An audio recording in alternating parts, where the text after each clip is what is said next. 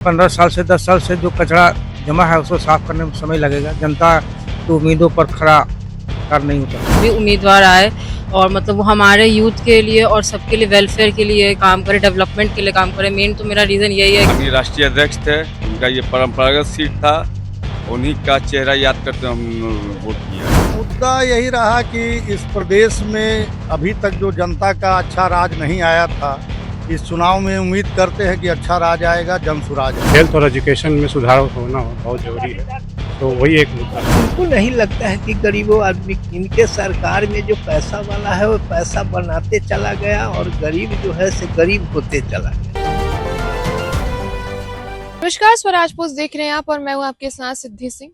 बांकीपुर उपचुनाव के वोटिंग की शुरुआत हो चुकी और इस वक्त हम खड़े हैं बूथ पर, यानी कि पटना वुमेन्स कॉलेज, जहां पर बांकीपुर उपचुनाव की वोटिंग की प्रक्रिया चल रही है। तस्वीर हम आपको दिखा रहे हैं, जो आप देख सकते हैं कि इस वक्त सुरक्षा व्यवस्था जो है बांकीपुर के पटना वुमेन्स कॉलेज की बढ़ाई गई है, क्योंकि यहाँ पर वोटिंग चल रही है। बाई पोल इलेक्शन आज शुरू हो चुकी है। सुबह 7 बजे से ही मतदाता जो है अपनी कीमती मत को देने के लिए बूथ पर पहुंच रहे हैं। तमाम मतदाताओं से जो हमने बातचीत की है, अब हम आपको सुनवाते हैं कि इस बार किस मुद्दे को लेकर के उन्होंने वोट दिया है और साथ ही बांकीपुर उपचुनाव में पटना वुमेन्स कॉलेज में चल रहे वोटिंग की विधि व्यवस्था, सुरक्षा व्यवस्था किस प्रकार की है, आप वो सुनिए। मुद्दा हम लोग के लिए क्या है, अब सीनियर सिटीजन है, बस हम लोगों को शांति चाहिए।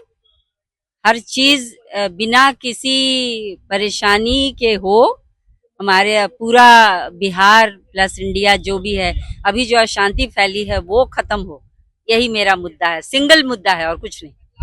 बदलाव चाहिए या नहीं चाहिए, सब ठीक ही चल रहा था, बुरा तो कुछ नहीं है, सब अच्छा है, सब अच्छा है, आगे अच्छा हो, बस यही चाहिए। इस बार कोई मुद्दा ही था हम लोगों के लिए। हम लोगों के सर्वे सर्वा माननीय राष्ट्रीय अध्यक्ष थे, उनका ये परंपरागत सीट था, उन्हीं का चेहरा याद करते हम वोट किया है। काम बांकीपुर काम नहीं दिख रहा। बांकीपुर में क्या काम नहीं हुआ? डबल डेकर बन गया, मंदिरी नाले पे सड़क बन गया, 4 लेन बन गया। अब क्या चाहिए? समाज ऊपर उठे और सबको भला हो, सब समाज कोई तरह का विषमता न रहे। हाँ बिल्कुल, हाँ ना, बदलाव तो काफी हो रहा है। सारा संस्थाएं सब अच्छे बदल रहे हैं। पहले जो हालात था और अभी में बहुत अंतर है।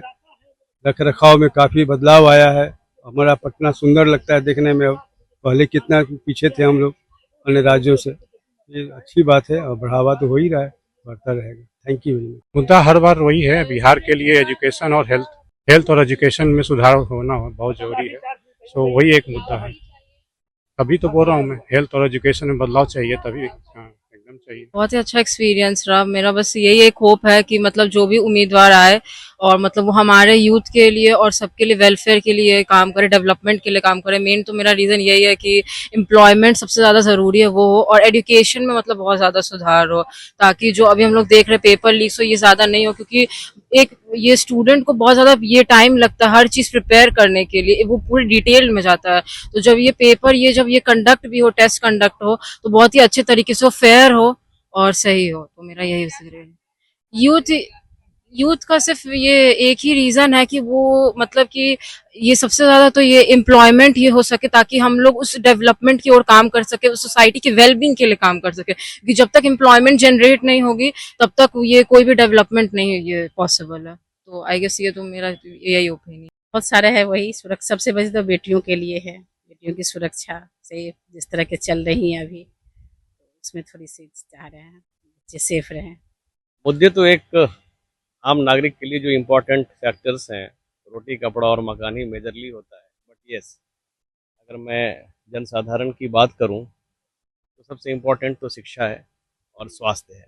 ये बुनियादी समस्याएं और बुनियादी ज़रूरतें होती हैं एक नागरिक के लिए। और मैं समझता हूं कि कोई भी सरकार, हम नागरिक की बात करें तो सबसे इम्पोर्टेंटली हमें इन 2 चीज़ों को तो सबसे पहले, खाद्य व्यवस्था, शिक्षा व्यवस्था, स्वास्थ्य व्यवस्था, अगर ये तीनों सही हैं तो मेरे ख्याल से जो है ना, फिर जन सामान्य का जीवन थोड़ा सुकून रहता है।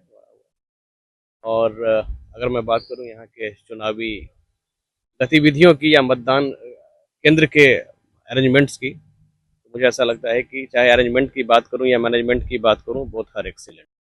देखिए जैसे मैंने कहा कि जो बुनियादी समस्याएं हैं और जिन तरीके से अभी तो बहुत ज़्यादा दिन नहीं हुए इस सरकार को, तो कोई भी परिकल्पना करना या कोई भी कयास लगाना शायद सही नहीं होगा।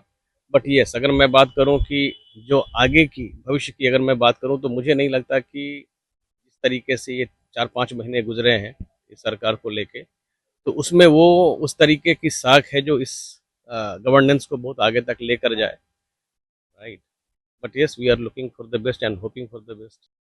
कठिनाई होगी, परिवर्तन करने में कठिनाई होगी, क्योंकि कोई 10 वर्ष 15 साल से 10 साल से जो कचरा जमा है उसको साफ करने में समय लगेगा। जनता की उम्मीदों पर खरा सरकार नहीं उतरती है, फिर अपने एजेंडा, अपना मन की वो काम, अपना फायदे के बाद अपने परिवारवाद ये सब करना शुरू करता है।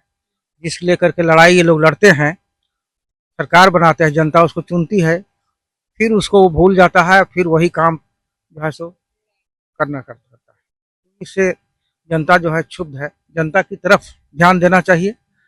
जनता को नहीं दे करके ये लोग अपना पेट भरने के लिए, अपने परिवारवाद करने के लिए, अपने बेटा बेटी परिवार को सबको सेट करने के लिए, मलाई खाने के लिए ये सब काम करना शुरू कर देता है। सब लोगों का यही इंटेंशन। इसलिए सत्ता किसी की भी आवे, लेकिन 5 साल में परिवर्तन हो जाना चाहिए। मुद्दा लेकर के हम लोग पटना में नागेश्वर कॉलोनी में करीब करीब 23-24 बरस से रह रहे हैं। हम लोग गरीब आदमी हैं, कमाने खाने वाले।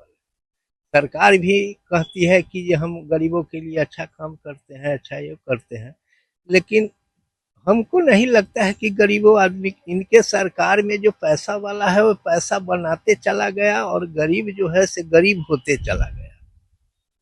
अब रही साधारण सा एक जो है से नागेश्वर कॉलोनी के कोना पर गार्डनर हॉस्पिटल है जो गरीबों का है। अधिकांश लोग, गरीब लोग उसमें इलाज कराने के लिए जाते हैं। उस पर न जो है विधायक का ध्यान है, न उस पर एमपी का ध्यान है, न उस पर सरकार का ध्यान है। वहाँ जाइए तो डॉक्टर कहेगा कि पैरासीटामोल गोटी दे देगा, कहेगा जे जाइए खाइए ठीक, बीमारी कुछ और है, सही से इलाज नहीं हो रहा है। लेकिन सरकार कहती है कि हम गरीबों के लिए ही काम करते हैं। जब गरीबों के लिए काम करते हैं तो कैगो अमीर आदमी जाता है गार्डनर में, उसके लिए अल्ट्रासाउंड क्यों नहीं व्यवस्था हो सका, क्योंकि अल्ट्रासाउंड न बीमारी का कोई तरह का इलाज नहीं होता है। रोड पर जो कमाने खाने वाला है आदमी, उसको उजाड़ पुजाड़ के बेला देते हैं। उसका व्यवस्था सोच के हटाइए। जब रोड पर जाम लगता है तो उसको भी तो रोजी रोटी है, बाल बच्चा के लिए शहर से में आया गांव छोड़ करके कमाने के लिए, उसको भी कोई व्यवस्था करके उसको दुकान को उजाड़ दीजिए। लेकिन ऐसा तो सरकार करती नहीं है। उजाड़ दिए, अब तुम रोड पर बउआओ, जहाँ बउआओ। जो अमीर था वो अमीर होते चला गया, जो गरीब है वो गरीब होते। मुद्दा यही रहा कि इस प्रदेश में अभी तक जो जनता का अच्छा राज नहीं आया था, इस चुनाव में उम्मीद करते हैं कि अच्छा राज आएगा, जनसुराज आएगा। बाकी तो आप समझ ही गई होंगी कि किसको वोट करके आ रहा हूँ। और जब बोल ही दिए कि जनसुराज आएगा तो परिवर्तन ऐसा वैसा नहीं, उलट के रख देंगे बीजेपी को। पूरा भरोसा है। अगर किसी तरह की रिगिंग, बोगस वोटिंग जो भाजपा हर तरह के हथकंडे अपनाती है, अगर वो फेयर इलेक्शन हुआ तो हम काफी अंतर से जीतेंगे। तो आपने तमाम मतदाताओं की बात सुनी। कुछ लोगों का कहना है कि वह मौजूदा सरकार से संतुष्ट हैं। कुछ लोगों ने अपने मुद्दे को लेकर के जो है बहुत ही गंभीरता से बात रखी है और उनका कहना है कि बदलाव चाहिए, परिवर्तन चाहिए। तमाम वोटर्स क्या कुछ कहते हुए नजर आए आपने सुना। फिलहाल हमने आपको सुबह की झलक दिखाई। सुबह 7 बजे से जो है वो वोटिंग की शुरुआत हो चुकी है। तमाम तस्वीर आगे हम आप तक रखेंगे, बने रहे हमारे साथ, देखते रहिए गोल, जहां 28 वर्षों के सफर में 18,000 से भी अधिक छात्रों ने डॉक्टर एवं इंजीनियर बनकर सफलता की ऊंची उड़ान भरे है, जहां साधारण छात्र भी बिहार एवं झारखंड टॉपर बनकर बड़ा इतिहास बना रहे हैं। दूरदर्शी शिक्षाविद श्री विपिन सिंह के मार्गदर्शन में मेडिकल एवं इंजीनियरिंग के लाखों छात्रों के लिए आशा की किरण के रूप में गोल, द रिजल्ट फैक्ट्री